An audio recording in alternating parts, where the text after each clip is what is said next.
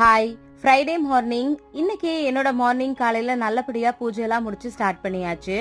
காலையில பூஜைலாம் முடிச்சதுக்கு அப்புறம் தான் எனக்கு தெரிஞ்சுச்சு, ஹால்ல இருக்க ஃப்ரிட்ஜ்ல இருந்து மேல ஃப்ரீசர்ல தண்ணி எல்லாம் வடிஞ்சு ஹால் ஃபுல்லாவே வந்து கொஞ்சம் கொஞ்சமா லீக் ஆக ஆரம்பிச்சிருச்சு.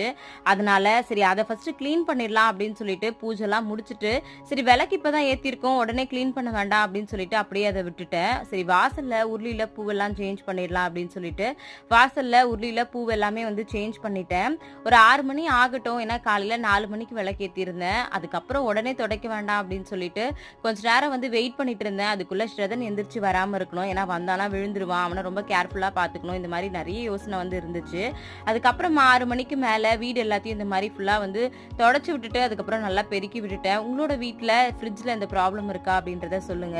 வெயில் காலம் ஆச்சு அப்படின்னா இந்த மாதிரி ஃப்ரிட்ஜுக்கு ஏதாவது அடிக்கடி ஒண்ணு வந்துட்டே இருக்கு. உங்க வீட்லயும் இப்படி இருக்கான்றத மறக்காம கமெண்ட்ல சொல்லிடுங்க. தேங்க்யூ.